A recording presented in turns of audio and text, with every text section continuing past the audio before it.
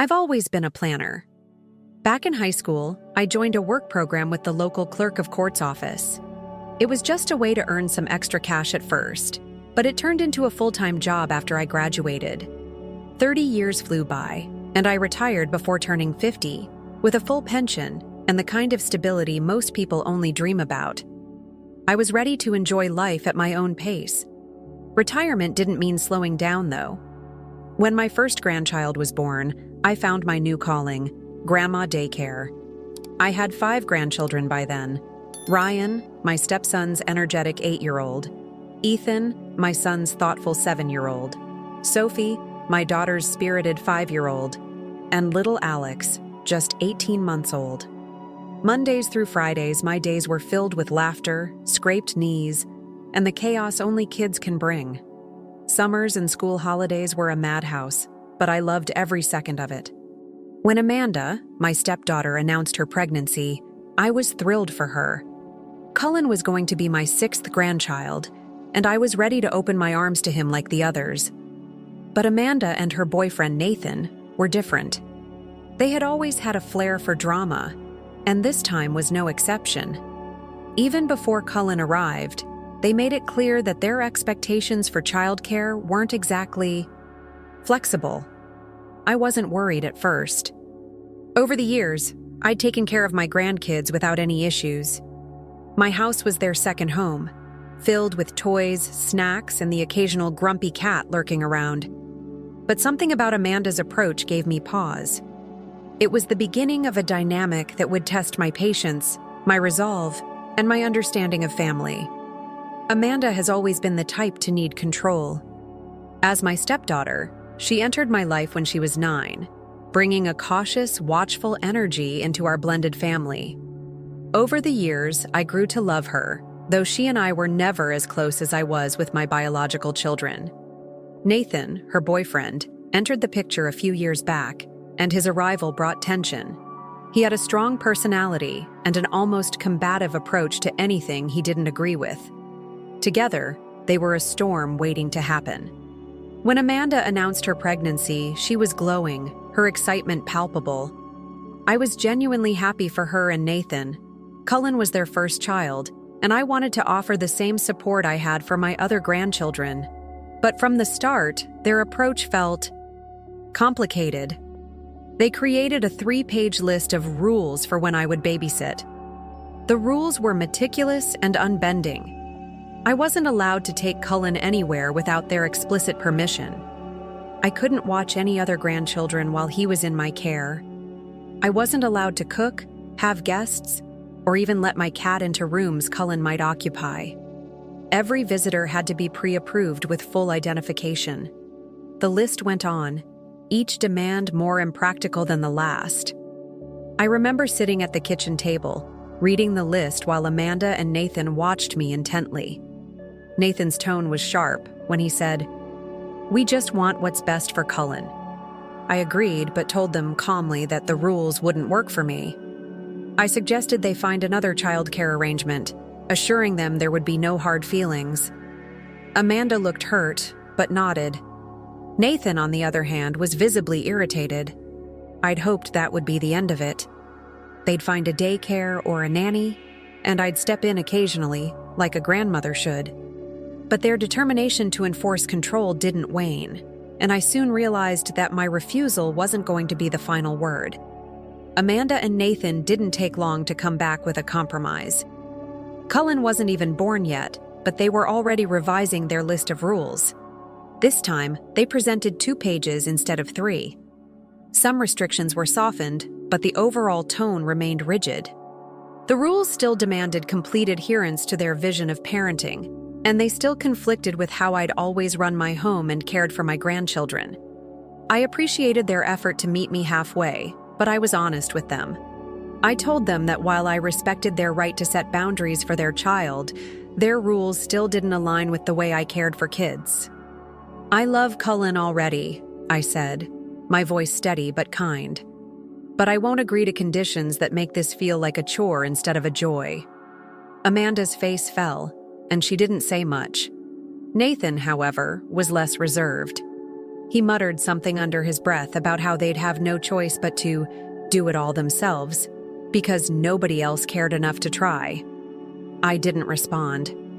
I'd learned that arguing with Nathan only fueled his indignation.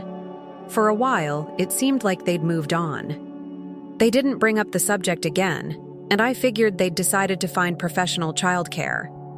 Cullen was born in late spring, and I visited them at the hospital, bringing homemade meals and a knitted blanket for the baby. Amanda seemed tired but grateful. Nathan, on the other hand, was distant. It wasn't until 2 days after Amanda returned to work that the phone call came. "Mom," she said hesitantly, "can you watch Cullen tomorrow? Just for 1 day. We're still figuring things out."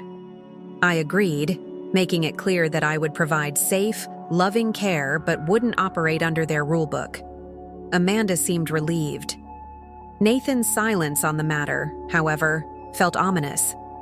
That next morning, I prepared my home for Cullen's arrival. The baby gear was set up, bottles sterilized, and my other grandchildren, Sophie and Alex, had been told they'd have a quieter day at Grandma's. Amanda dropped Cullen off early, and for the first time in months, I saw her relax. She handed me his diaper bag, kissed him goodbye, and said, "Thank you, Mom." The day went smoothly. Cullen was an easy baby, sleepy, content, and responsive to my care. I followed my own routine, the same one that had worked for years. Meals were prepared while the kids napped, and my cat, Whiskers, snoozed on the windowsill far from the baby. Nothing felt out of place or overwhelming, but that evening, everything shifted. Nathan picked Cullen up, his usual scowl in place. As I handed Cullen to him, Nathan paused to inspect the baby's onesie, as if checking for stains or signs of neglect. Then came the comment, muttered just loud enough for me to hear, "I guess this is the best we can do for now." It stung, but I brushed it off. This was for Amanda, I told myself, and for Cullen. The same scenario played out over the next few weeks. Amanda was grateful but exhausted, and Nathan's attitude grew sharper. He'd arrive with his arms crossed, scrutinize Cullen, and leave with some passive-aggressive remark about the cat, or the fact that I'd had one of the older kids over during the day. By the end of the first month, I felt the dread creeping in on Sunday nights. Watching Cullen had become less about bonding and more about enduring Nathan's hostility. When I brought it up with Amanda, she assured me she'd talk to him. Things would improve for a few days, but his behavior always returned, making me question why I'd agreed in the first place. Nathan's comments grew sharper with each passing week, turning what should have been joyful moments with Cullen into a source of constant tension. Every pickup and drop-off became a performance, with Nathan acting as if he were conducting an inspection rather than picking up his son. It didn't matter that Cullen was happy, clean, and well-fed. Nathan always found something to criticize. One day, as I handed Cullen to him, he made a point of sniffing the air and saying, "Smells like you cooked today. Guess it's too much to ask for the baby not to be exposed to kitchen hazards." Another time, when Ryan and Ethan were visiting, he commented, "You really think it's safe to have so many kids around Cullen? He needs more attention than that." I tried to focus on Amanda's gratitude. She always thanked me for helping, her voice tired but sincere. "Nathan's just stressed," she'd say, apologizing on his behalf. But the stress was seeping into my life too. My Sundays turned into anxiety-filled afternoons as I braced myself for another week of passive-aggressive remarks and scrutinizing glances. I spoke to Amanda multiple times, urging her to address Nathan's behavior. "I'm doing this to help you," I reminded her. "But I can't keep being treated this way." She promised to talk to him, and for a day or two, things would settle. Then, inevitably, Nathan would pick up where he left off. His words were always couched in a tone of reluctant resignation, as though leaving Cullen with me was an unbearable compromise. The breaking point came when he started making comments in front of Cullen. As he bundled the baby into his car seat one evening, he said softly but clearly, "I'm sorry you have to stay in an unsafe place, buddy. We'll figure it out soon." I stood frozen, stunned by the audacity of his words. There was no shouting, No direct accusation, but the implication was unmistakable. He didn't trust me, and worse, he wanted me to know it. Thanksgiving was always chaotic at my house, a whirlwind of cooking, laughter, and children running through the halls. This year, I had all my grandchildren for the break, just as I always did.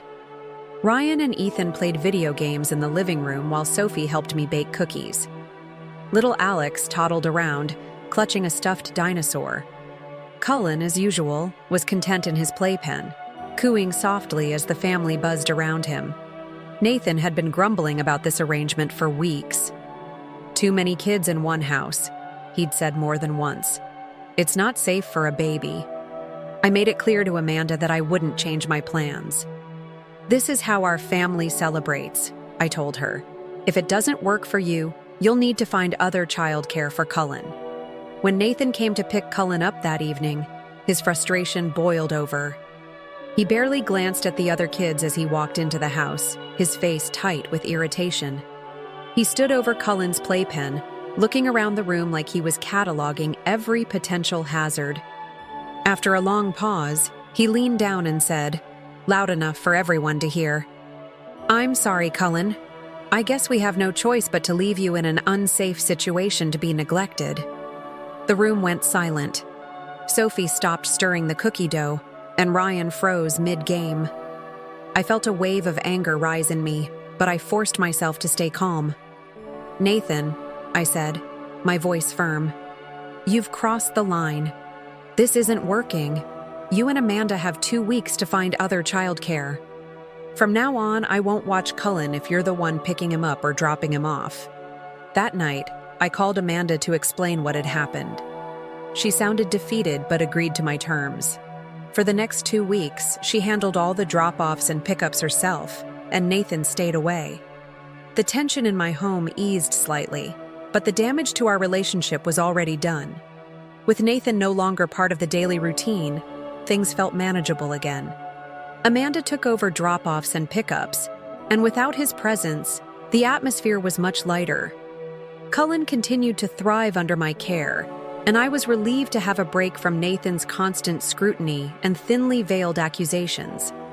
Amanda seemed more at ease as well.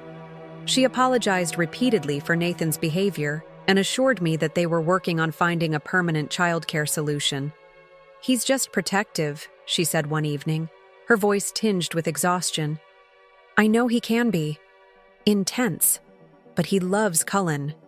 I nodded, unwilling to argue. Whatever the reason, Nathan's absence made the arrangement bearable again.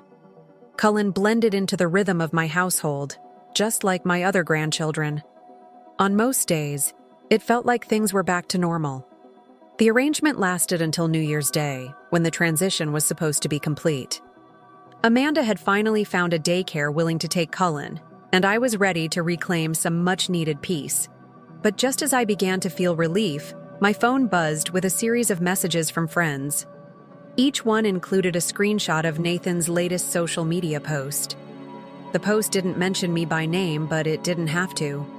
"So thankful," he wrote, "that we can finally leave Cullen somewhere safe, where he won't be neglected. It's been a tough road, but we're glad it's over." I stared at the screen, a mix of anger and disbelief flooding through me. After everything I'd done for their family, Nathan's words felt like a slap in the face. He hadn't accused me outright, but the insinuation was clear. Anyone who knew our family would know exactly who he was talking about. I decided not to respond. The post only confirmed what I'd already known. Nathan didn't respect me, and he never would. I was just relieved that my time watching Cullen was finally over. Or so I thought. The peace didn't last long. It was only a few days after New Year's when my phone rang. Amanda's name lit up on the screen, and I answered, already bracing myself. "Mom," she began, her voice tight with worry. "I don't know what to do. The daycare said Cullen isn't a good fit, and they can't keep him anymore. Can you watch him again? Just until we figure something else out?" I felt my chest tighten. After everything that had happened, I couldn't believe she was asking this of me. The memories of Nathan's passive-aggressive comments, the social media post, and the constant stress all came rushing back. "Amanda," I said carefully, "I'm really sorry about your situation, but I don't think I can do this again." There was a long pause. "Mom, please," she finally said. "I know Nathan was out of line before, but I'll handle it. He won't come near your house. I'll do all the drop-offs and pickups. This isn't about him. It's about Cullen. He loves being with you. He's comfortable there." Her words gave me pause. Cullen was innocent in all of this. I'd grown to love his little giggles and the way he lit up when I walked into the room.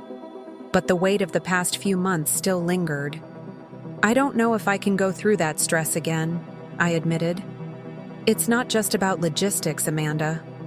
It's about how I was treated." "I understand," she said, her voice trembling. "But we don't have anyone else. Please just think about it." After we hung up, I sat in silence, weighing my options. My husband and stepson both thought I should reconsider. "It's not Cullen's fault," my husband reminded me. "And if Amanda's handling everything, maybe it won't be so bad." But doubt lingered. Could I really put myself back in that situation after everything I'd endured? The days after Amanda's call were heavy with indecision. Every reason to say no seemed valid. The emotional toll of dealing with Nathan's hostility had left its mark, and I wasn't eager to reopen those wounds. At the same time, I couldn't ignore my connection to Cullen. He was just a baby, unaware of the tension surrounding him, and I hated the idea of leaving Amanda in a bind. My husband, John, was sympathetic but pragmatic. "You're retired," he said one evening as we sat at the dinner table. "You've earned the right to set boundaries. But this is about Cullen, not Nathan. If Amanda's willing to take full responsibility for the arrangements, maybe it's worth reconsidering, for his sake." My stepson, Brian, was less forgiving. "If this had been Rachel's husband causing problems, you'd have let it slide by now," he said bluntly, referring to my daughter. "You're holding a grudge because it's Nathan, and he's always rubbed you the wrong way." His words stung, but I couldn't deny there was some truth to them. Nathan had been a thorn in my side for years, and my patience for his behavior had worn thin long before Cullen was born. But was my frustration with him clouding my judgment about what was best for Cullen? Financially, we didn't need me to babysit.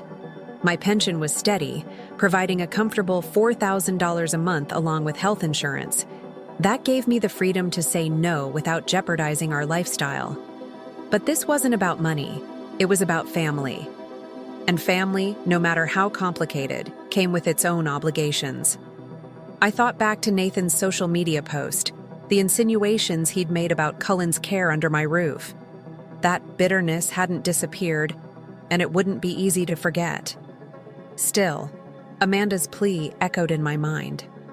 This isn't about him. It's about Cullen. The choice wasn't as simple as I'd hoped. Each option, saying yes or standing firm, came with its own weight, and I wasn't sure which one I was ready to carry. In the end, I made my decision, but it wasn't easy. When Amanda called again, her voice a mix of desperation and hope, I repeated what I'd told her before. "I'm sorry, Amanda. I love Cullen, but I can't do this again." Her silence on the other end of the line was deafening. When she finally spoke, her words were strained. "I understand, Mom. I just hoped." "Well, I'll figure something out."